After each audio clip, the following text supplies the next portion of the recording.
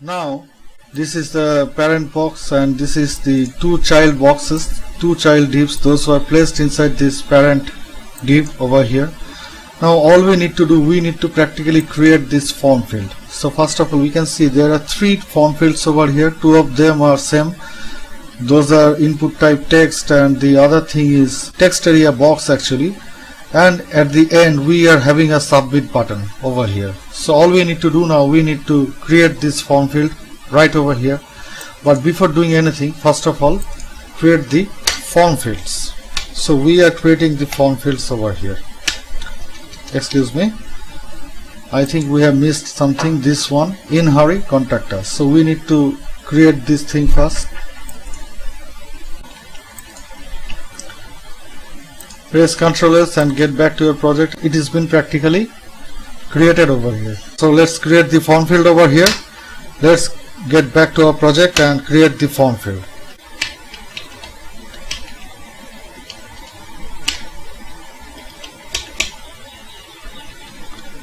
As we have told in our previous tutorial of forms, we can see that this thing is an empty tag. It has a definite starting tag, but it has no definite ending tag, and that is why it is an empty tag. So now what we are going to do, we are just going to copy this thing again and place it over here. This time we are going to make some changes.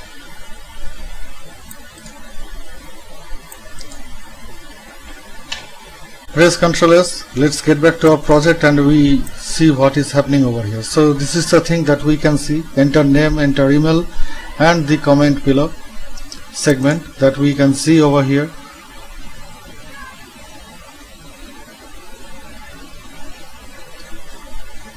Now if we reload, we can see that this is the current display of the code that we have done so far.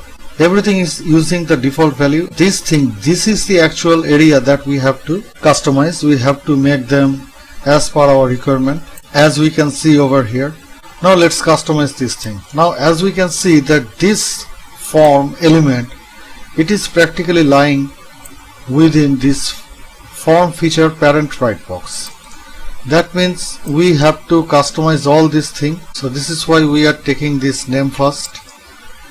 And here, first of all, press Ctrl S, get back to your project and reload. And now I think the color is matched over here. So all we need to do now, we need to change this background color. I'm changing it to yellow. Now if we reload, we can see that this is actually the form field over here. These are the form elements inside that form field. So I think it is time to get back to colorzilla.com. Here I am typing it again, colorzilla.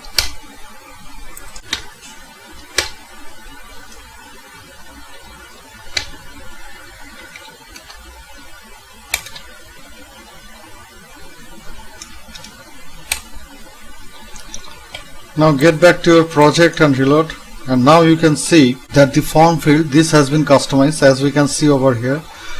Now another important thing that you need to do over here is that comment out any kind of height over here.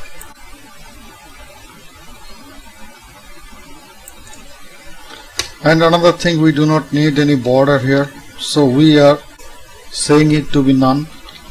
Border will be none. Come back to your web page and reload. Now we can see that everything is perfect in order. We need to change this background color over here, which is yellow, as it is now directly colliding with another property. Press Ctrl S, get back to your project, and you can see that this thing is occurring over here. So this is the exact thing. Now we have to take care of this text area and this submit button. It was a blue color, I think. This is a blue color. So all we need to do, we need to get back to colorzilla.com and choose a blue color, and here it is. Now all we need to do, copy this code again. Now press Ctrl S, come back to your project and reload, and now you can see that now this thing is right there where we want it to be. The background color is changed here and everything is quite fit, but still there is a lot of problem. In actual template we may see that it is practically aligning in the central position, but in our project we can see it is aligning in the left position. So all we need to do, we need to now modify this code, and we need to make some amendments over here. And another thing, the template, in template it is quite a bit larger one, a broader one, but this is not a broader one, so we need to rectify these things. That is why get back to your project and modify everything.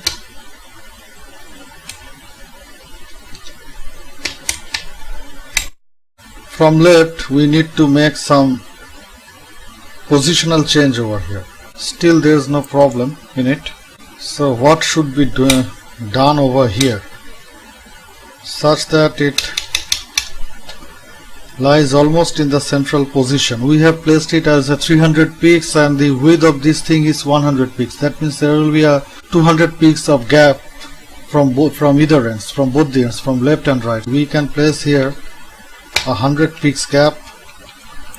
Now if we just press reload, we can see that it is aligning it right in the central position, as we can see over here. Now this thing is done. Let's take a look into this text area over here. This is the text area part that we have to take a look now. So we need to modify the text area. So all we are doing, we are just copying this thing again.